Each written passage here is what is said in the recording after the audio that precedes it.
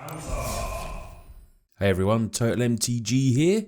So recently I've been putting up a lot of rotation-proof decks as we get ready for Guilds of Ravnica, Ravnica Allegiance, War of the Spark and Corset 2020 to leave Standard and get ready for Zendikar Rising to come in. So it got me thinking, which cards from those sets will I be most happy about not to see in current Standard? So which cards will I be happy about leaving so we never have to see, well, hopefully, for quite a long time. Now there's many cards that could be on the list that have already been dealt with by the wizards that be Agent of Treachery, Field of the Dead, Fires of Invention, Teferi, Time Raveler, and even the Oko, the Elk Maker. But there is still some cards on my list that, now these are my personal choices and I want to hear yours in the comments as well, that I literally can't wait to leave Standard so we can start afresh and just build up the hate for some very, very new cards. So without further ado, let's get to my top 10 cards that I will not miss leaving Standard. So coming in at number 10. Now, I don't have a huge amount of hate for this card, Knight of the Ebon Legion, but it is such a threat for 1 mana. The amount of times that I've been beaten down by mono black aggro, and sometimes this card is all they need. Now, yes, I might have had some bad draws, and you think, why would you just be beaten by the Knight of the Ebon Legion? But it's a 1/2 for 1 that can pay 3 and get pumped and give it plus 3/3. So, turn 3, this is smacking you in straight away as a 4/5 creature. At the beginning of your end step, if your player lost 4 or more life this turn, which you generally do, it gets a 1/1 counter as well. This little innocuous 1 mana creature is just so powerful. The amount of times I've been beaten down by a couple of Ebon Legions, I've just lost count. And for me, I hope they don't get something quite as strong as the Ebon Legion, the old mono black aggros, and I know you people that play it will be going, I hope we do. But for me, this is definitely the first card on my list that I will be not missing from Standard. We're going straight on to the next card. And if you're a control player like me, Hydroid Krasis is such an annoying card because it's a cast trigger. So you counter the big creatures they're going to play in, yeah, fair enough. But they still gain half X life and draw half X card rounded up each time. So they might not get that creature, but they're still getting value out of it. And we've seen the amount of ramp that is in Standard currently, and Hydroid Krasis is such an engine.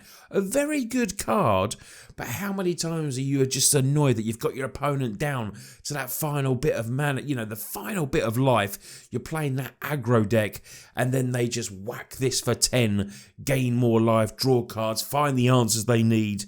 It's flying, it's trample, it just becomes so big, and it's very, very annoying. Hydroid Krasis, goodbye and good riddance. The next card on my list of hated cards, maybe that's a little bit too strong. But these are cards that I'm not going to miss, and Priest of Forgotten Gods is very, very high up on my list of cards. This certainly was worthy of a spot in the top 10. Basically, you're playing creatures. If you're not ahead on creatures and they start sacking stuff and getting value, you know me and Cat Oven decks. If you've been watching the channel for a while, you know I'm not really a fan.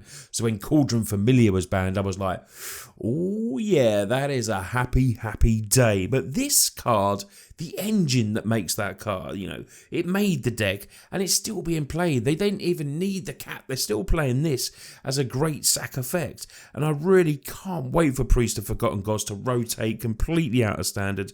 They have to sacrifice 2 creatures, your opponents, but any number of target player then each loses 2 life.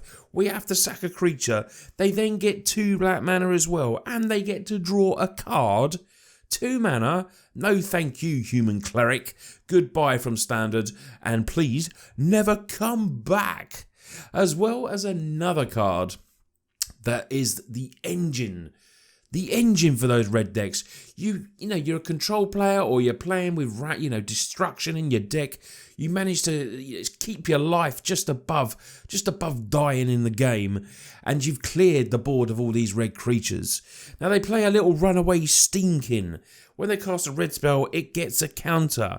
They literally can amass another board with this engine of a card. I've seen it so many times. They literally play the little 1 mana, 2 mana spells. They get the counters on. They take that 3 mana back off. They play maybe a little light up the stage because they've shocked you, draw more cards, and then just amass a field. And you're like, I've literally just wrathed this board and I'm already facing down from this little draw, this little mana engine known as Runaway Stinking that can literally just ruin your day. Runaway Stinking. Will red still be good? Well, you've seen my rotation. If you haven't seen my rotation-proof mono red, unfortunately, even without this card, it's still going to be a great deck. Mono red is always going to be good, but this is definitely making the deck at the moment, until Zendikar comes in, just a little bit weaker. So we're sticking with red theme here. Funny, I'm a blue mage and I'm looking forward to some red cards leaving Standard. Cavalcade of Calamity. This stupid enchantment. This silly enchantment. Whenever a creature you control with power 1 or less attacks, the Calamity deals 1 damage to you. So of course Standard is filled with some epic 1 power creatures. And Cavalcade, they get 2 of these on the field, it can be games. So many decks can't interact with this enchantment, and it's only 2 mana as well, which is what made this card so strong and so great. It was great for budget players. Now I do love that Cavalcade Calamity opened up the format to so many new players, because it's it wasn't a rare wild card to craft. It is an uncommon, and it made a very powerful deck. But it is a card that I can't wait to leave Standard, because I'm fed up of being pinged. I hate being pinged by the Calamity, so Calamity can definitely ping off. So as we get to the final half of this list, we're going in now with Expansion Explosion. Now this was mainly because of the type of deck it was in for me, with Wilderness Reclamation that did see the ban hammer. This, Wilderness Rec, it's just such a bad card. That was really bad to play against, and this could utilize it so much.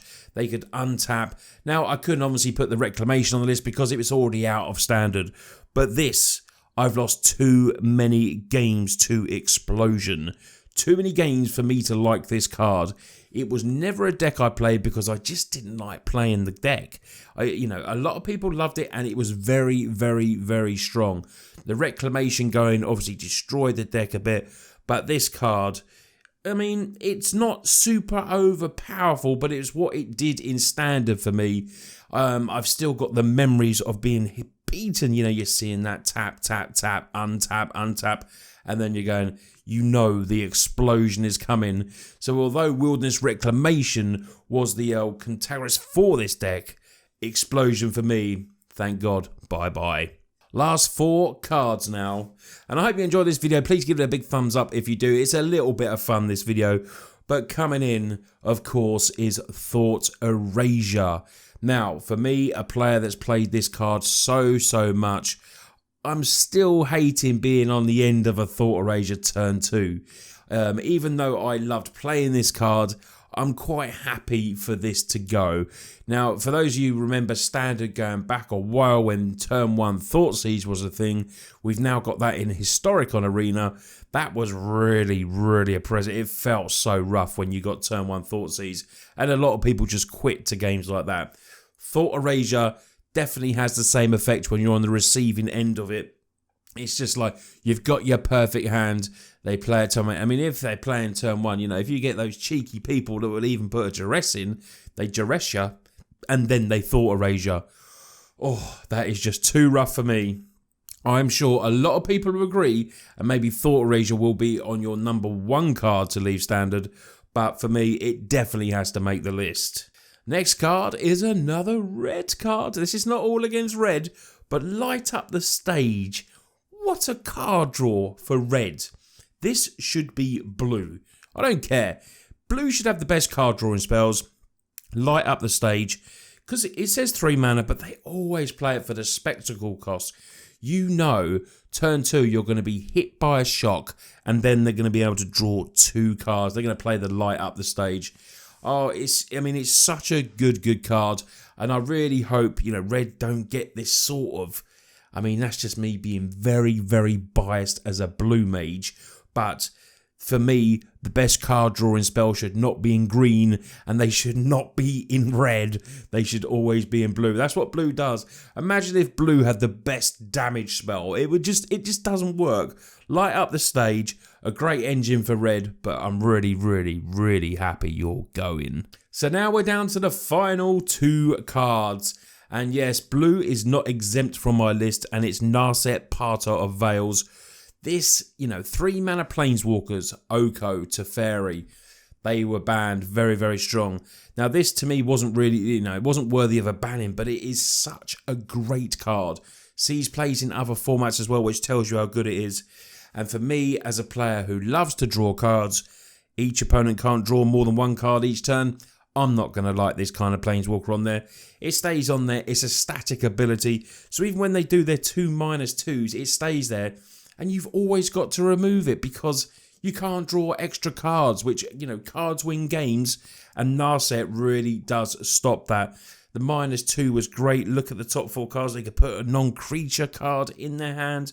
Narset, a very, very, very powerful, uncommon Planeswalker.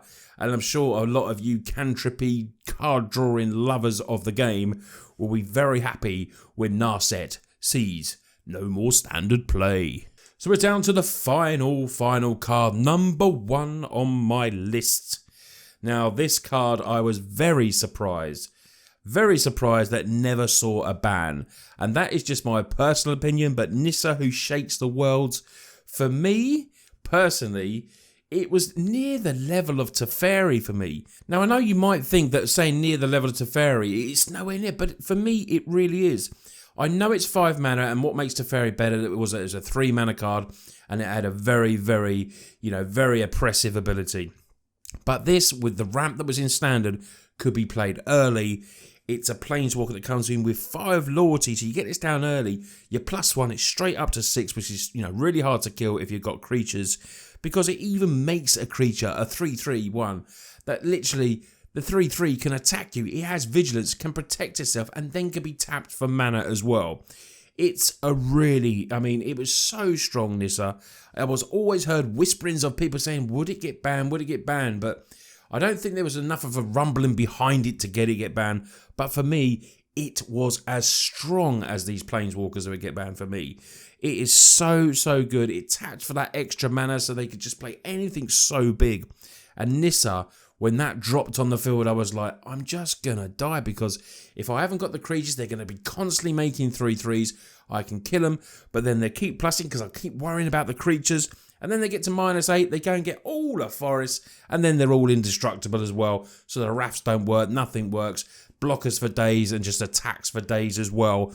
Nissa, Who Shakes the World. I've got a feeling we might get a new Nissa. But for me, it was, such a strong card. And I really, really can't wait for it to leave Standard. So that's my top 10 list of cards I can't wait to leave current Standard.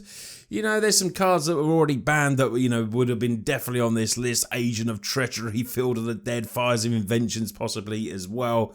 Although personally, Fires of Invention I never really had a problem with. It was just heavily played, and it cheated cards like Agent of Treachery into play, which made it really, really bad for me. But this is my top 10 list of cards that I can't wait. I hope you've enjoyed this little fun video. Please comment below and let me know which cards you can't wait to leave. It's normally decks that you really hate playing against where the cards come in, and this is what it is for me as well.